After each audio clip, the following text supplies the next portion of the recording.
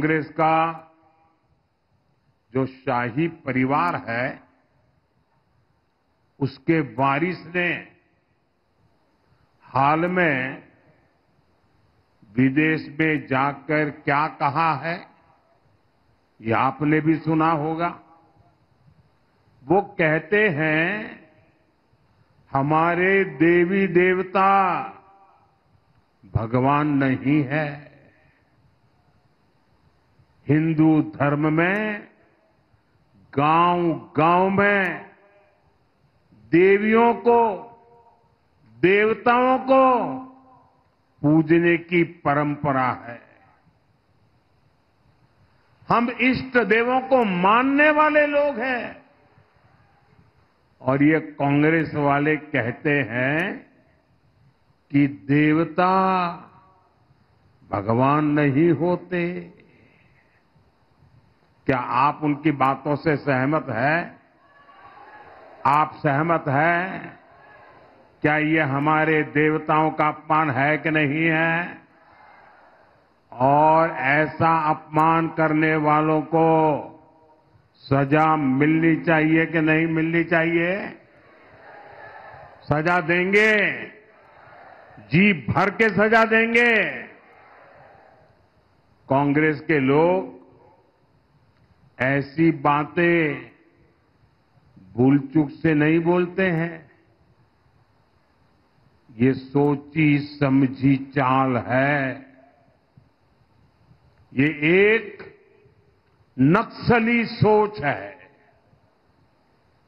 ये दूसरे धर्मों और दूसरे देशों से इंपोर्ट की हुई सोच है। आज कांग्रेस पर इसी नक्सली सोच का कब्जा हो गया है। इसलिए आपको इन लोगों से सावधान रहना बहुत जरूरी है। साथियों, इसी नक्सली सोच के साथ कांग्रेस ने यहां डोगरा परंपरा पर भी हमला किया, अनाप शनाप लांछन लगाए। कांग्रेस का शाही परिवार देश का सबसे भ्रष्ट परिवार है।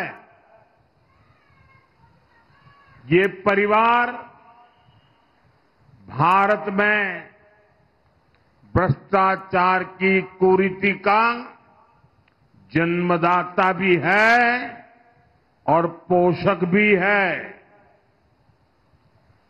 और इनकी हिम्मत देखिए, ये डोगरों की धरती पर आकर यहां के राज परिवार को भ्रष्ट कहते हैं। कांग्रेस के नेता ने डोगरा विरासत पर ये हमला जानबूझकर किया है। ये मोहब्बत की दुकान के नाम पर नफरत का सामान बेचने की उनकी पुरानी नीति है। इनको वोट बैंक के अलावा कुछ नहीं दिखता है। इसलिए इन्होंने सालों साल तक जम्मू और कश्मीर के बीच खाई को गहरा किया।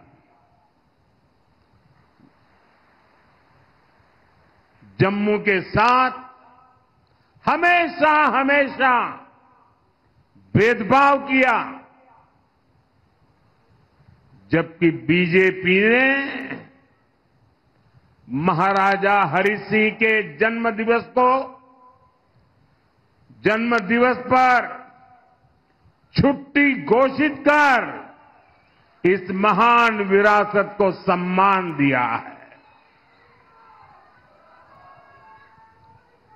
हमने जम्मू को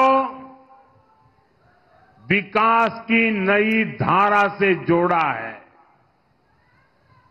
साथियों, रियासी और उधमपुर के साथ कांग्रेस नेशनल कॉन्फ्रेंस और पीडीपी ने कैसा सौतेला व्यवहार किया है, ये आप मुझसे ज्यादा जानते हैं। अटल जी की सरकार के समय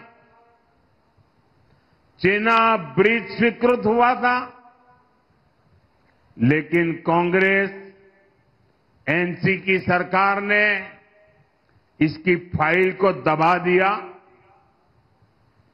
आपने मोदी को और भारतीय जनता पार्टी को ये काम सौंपा।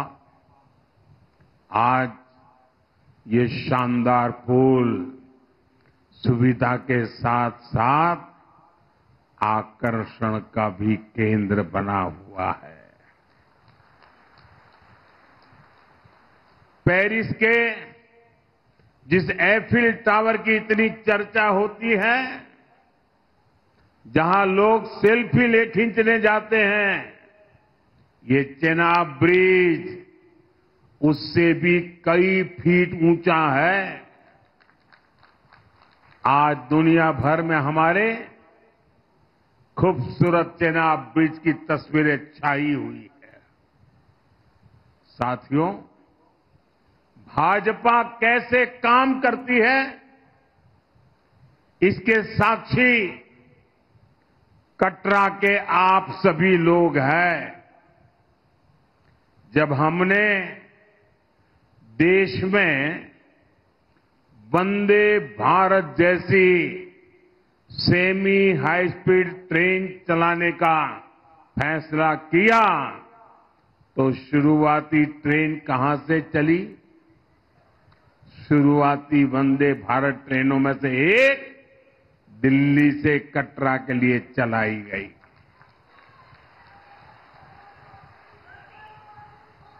आज दो वंदे भारत ट्रेनें यहां दिल्ली से पहुंचती है। पहले जब मैं यहां आता था तो रेलवे स्टेशन की हालत बहुत खराब थी। बीते वर्षों में कटरा रेलवे स्टेशन और रियासी रेलवे स्टेशन में नई सुविधाओं का निर्माण हुआ है। आज उधमपुर और रामबन की दूरी लगभग सिमट गई है।